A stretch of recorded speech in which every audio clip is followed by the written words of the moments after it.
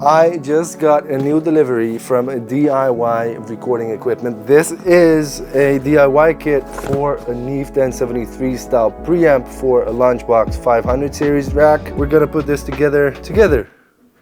I thought I said something that didn't make sense in English, but we're going to put this together. Let's go.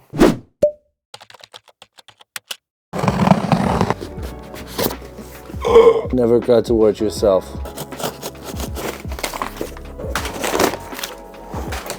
Is there anything else in the box? Nope. 73p Class A, that's good.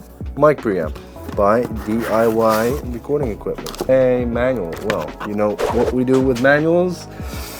I'm probably going to need that in about a minute because I have never built a DIY kit before. I have recapped an entire SSL console before, so I kinda know soldering and how that stuff works, but building a DIY kit preamp from scratch and actually troubleshooting and everything I have never done before, so this is going to be a lot of fun. I'm seeing a box.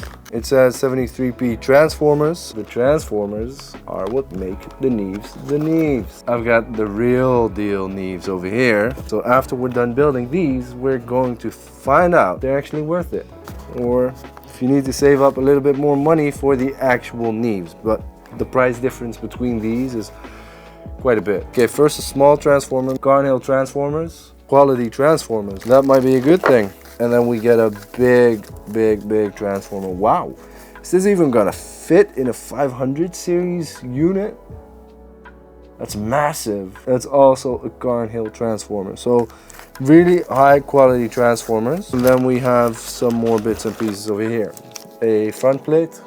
I'm guessing this is the main PCB board that we're going to assemble everything on. The chassis should go in like that, I guess. The knobs and screws, resistors, spot meter over there, jack plug for the DI input. Okay, there are a lot of little bags with small parts, resistors, capacitors, spot meters, plugs. I do think I am actually going to need that manual again because I have no clue where to start. Okay, so I'm trying to find the actual assembly manual because the manual I got with it just says this is the schematics, good luck. And I could go that route, but I do think they have an actual assembly guide on the website, so I'd rather follow that. Right, let's start with bags number 1 and 2. I wanted to pick 7, but I guess it's easier to start with 1 and 2. I guess the first thing we're going to do is put all the resistors in here, at least, into the PCB over there. So we need to figure out which goes where. Yeah, they are all colored a little bit differently in the stripes. So they've got different colors for different values, so you know which goes where. Where's it, bro? Wow. This system is really helpful, but your eyes do have to work. Today I was thinking about going to the eye doctor, but now I'm sure I need to go. Okay, I'm going to figure all of this out, and once I do, I'll turn on the camera again. Okay, this one is by itself. What we want to do is bend the legs of it, and then we can put that in. And then with all of them, we are going to slide them in like that. Then once they're in, I like to bend them over a little bit. You see? And then it stays in there snug, and then in a second we can apply solder over there. Let's do the same with the others. Okay, the yellow is going to be R15 or 16. So we need to start on the yellow side. So the yellow side needs to be on the left. That's really important. They're not really interchangeable from side to side. Let's bend those. And then honestly, this process you just need to repeat for everything. And the thing that's going to make this the most time consuming is the fact that you need to figure out what goes where. So what worked best for me is grabbing a random resistor, finding it on the chart, and then checking on the PCB which spot it belongs to. You put that in there, you bend the leads, and then you're ready to solder. Let's start the soldering party. First clean the tip, put some solder on that tip. It might take you a while to find the actual sweet spot in how long you keep the soldering iron on that solder joint. Just need a little bit. Just want to make sure that it flows through on the bottom as well. I'll just do the top of the PCB, and then when I've got all of that, I'll turn it around and I'll check if everything is okay. As you'll see in a second, here I could have kept it on a little bit longer. There's a couple of them that didn't really go through, so I'll just touch up on this side. I think that's alright. Now I just need to find a better pair of pliers to cut all these leads, because this is not gonna work. Okay, you might want to make sure that you've got some good pliers, because nothing here works. This doesn't work. This doesn't work. I even grabbed Juno's nail clippers. Also doesn't work. Right now I'm just wiggling them off. It's not the best, because you might actually put stress on the solder joint and pull that out, but so far it has worked. Okay, and then we get the diode right there.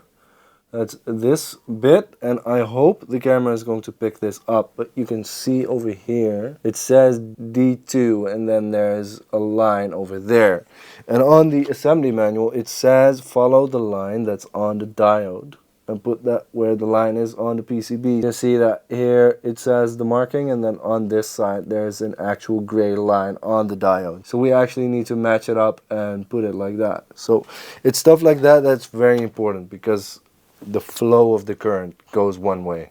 Populate small capacitors and fuse. That needs to go to C26. Does it matter which way it goes? These parts are not polarized and therefore can be placed in either direction.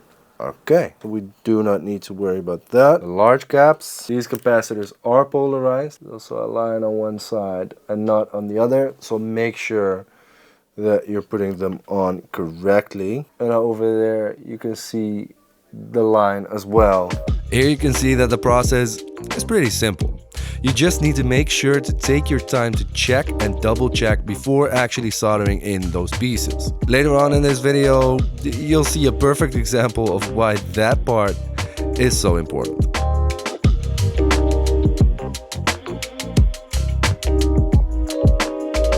Okay, and then it's time for the first bigger component, the TRS jack.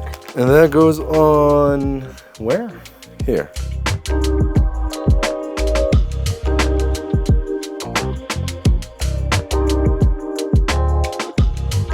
Okay, we've got a jack, plug, input, and then there's an LED. Oh, it's on the other side. Okay, the LED is on the other side of this. And then voltage regulators. Ah, switches first. Okay, first the cosmetics. Interesting.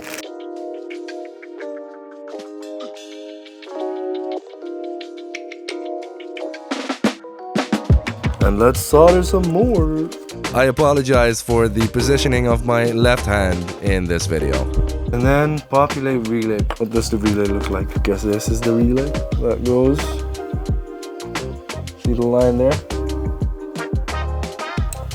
Okay, so what we're doing is we're filling one of the middle holes with solder, and then when we put that socket in, it'll automatically just grip. Okay, so what I'm doing here, instead of bending the leads, which were too short this time, I soldered in one solder joint so it'd keep everything else in place.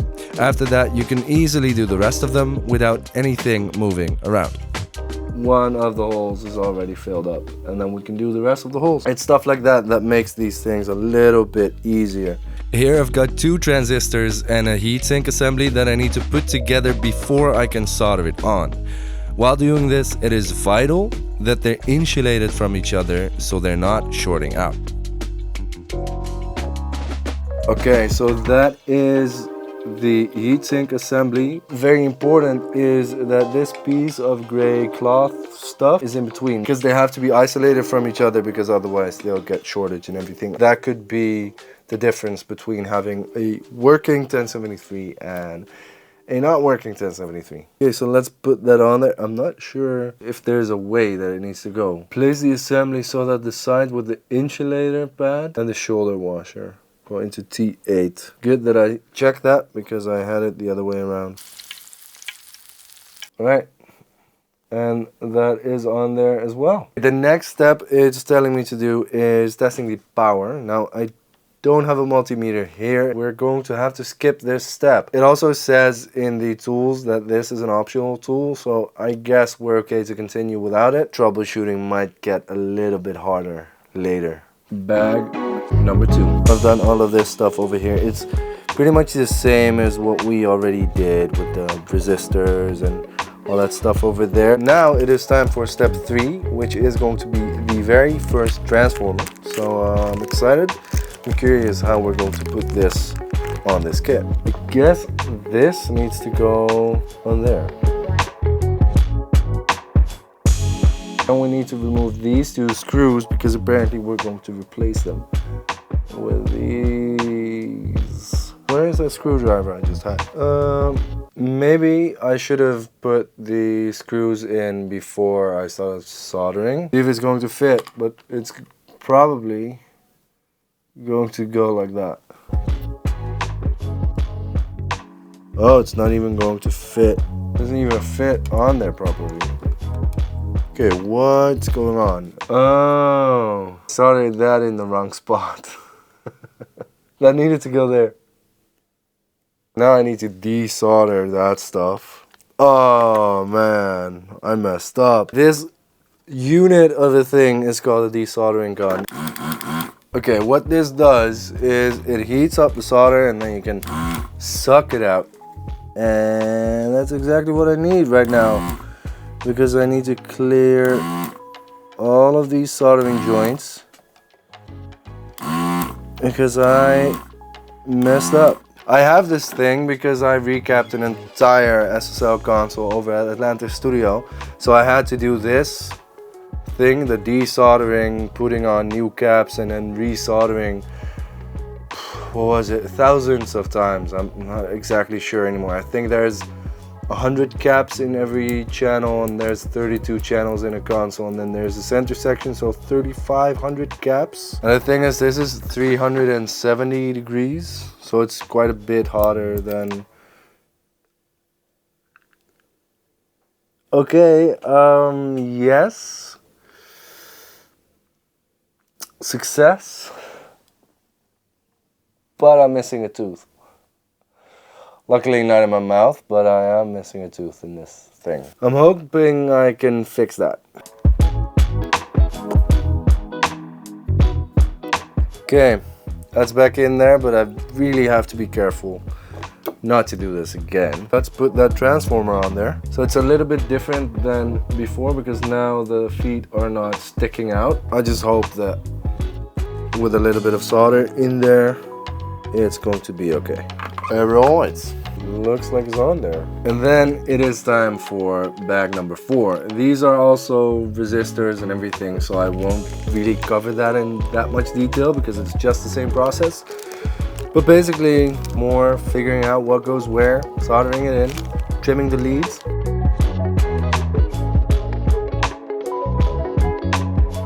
Then it's on to the main gain rotary switch.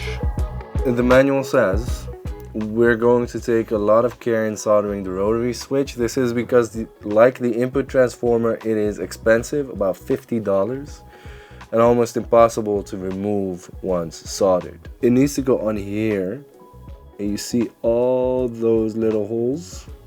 And you think, like, where does that go? Well, that's all those little pins, and there's 3 rows of that. So yeah, we gotta be careful. It's a Gray Hill switch.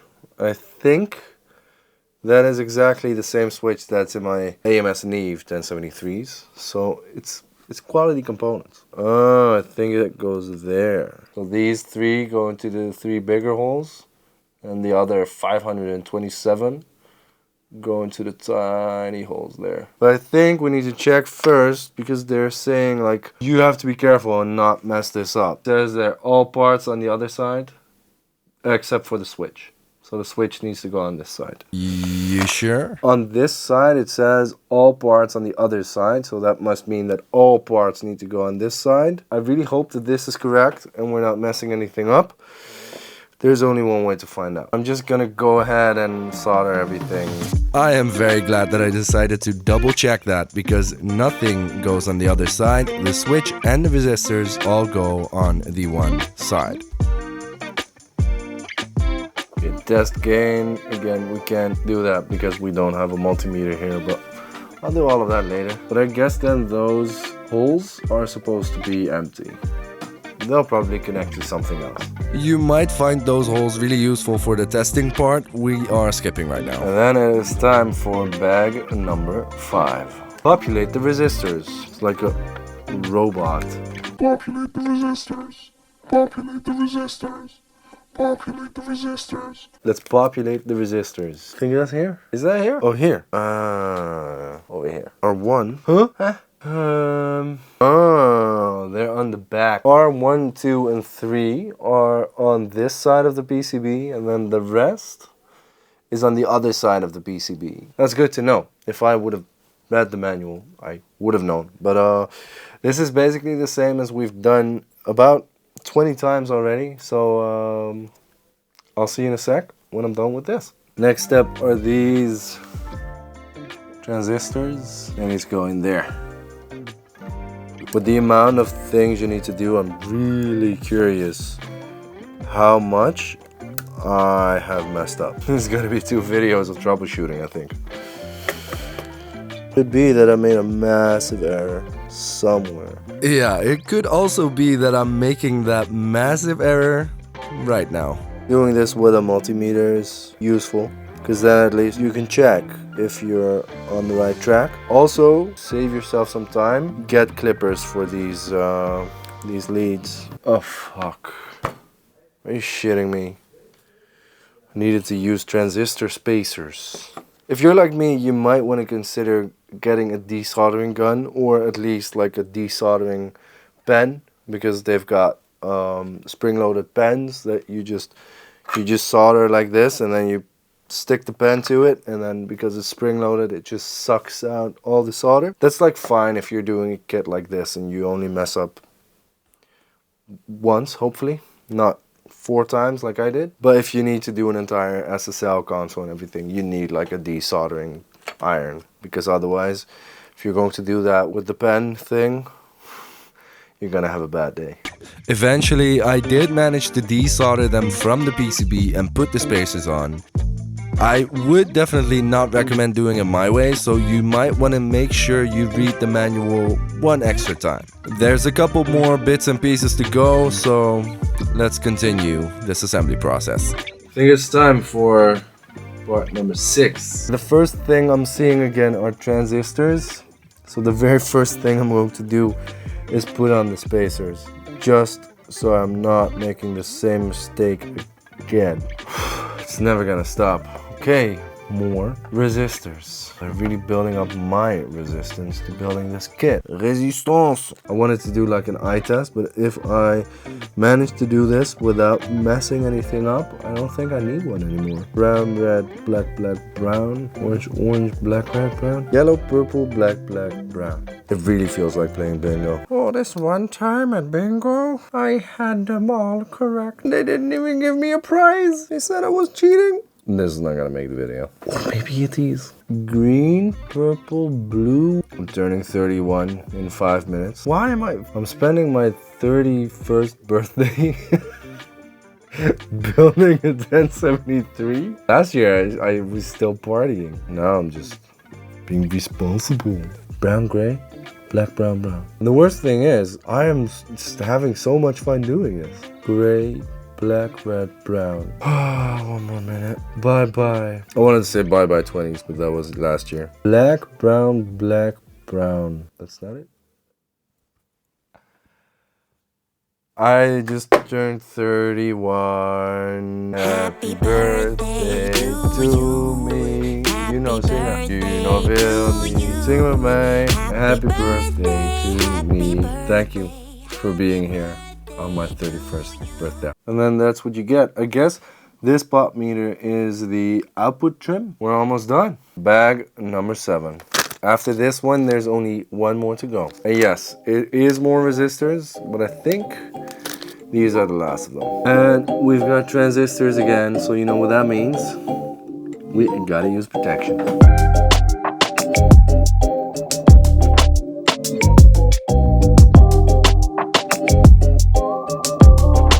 And then it is time for this big transformer.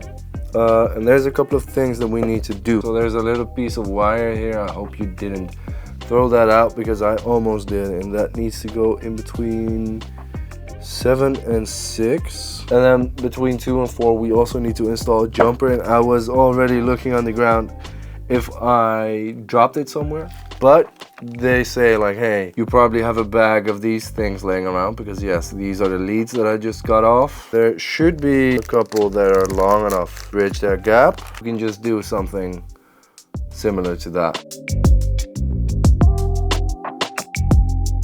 And then we need this, the wiring harness, to go on. 3 black wires and 1 red one. Pin 1 red goes to 8.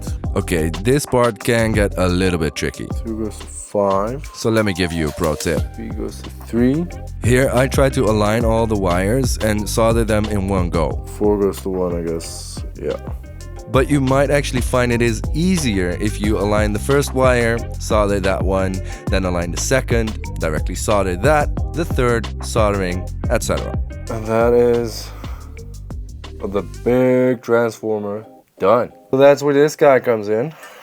And now we can put everything together. Oh wait, we forgot this. It's time for the last one. It's only 1:12 a.m.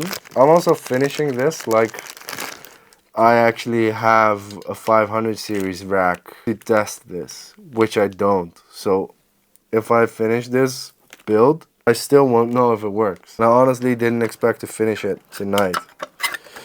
But apparently, I did. Apparently. The D needs to go in over there. It's very snug. Why is it not going? Yeah. There we are. Mount the transformer. Attach switch caps. 48 goes here. So Z goes on top of that. So these things are the gain standoffs, the bigger ones. So those screw into here. These go into there, like that.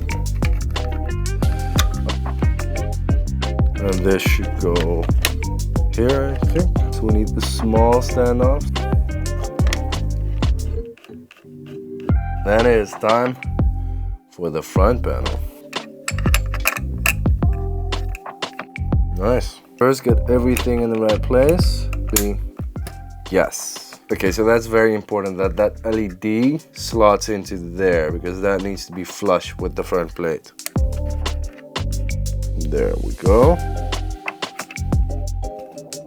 Guessing this goes there. Oh, look at that. Made my first scratch. The big one went on 0. What? Both cameras are empty. I've got 3 more screws to put in, but I'm calling it finished. Well, I still have to test. It could very much be that it doesn't work and that I still have to troubleshoot and measure and do a lot of that stuff, but the build is done. All the components are in. I'm just going to keep my fingers crossed that I actually did it right. But first, I'm going to celebrate my birthday. First, I'm going to sleep because it's 1:30. I've been at this for 6 hours now. So yeah, make sure that if you're building this, take your time. Okay, that was the build of the DIY recording equipment 1073 clone thing. This was a lot of fun to do. I'm going to do more of these. I hope you enjoyed it. If you did, leave a like down below, comment down below what other kits I should be making and what I cannot miss out on, and I'll see you on another video. Later.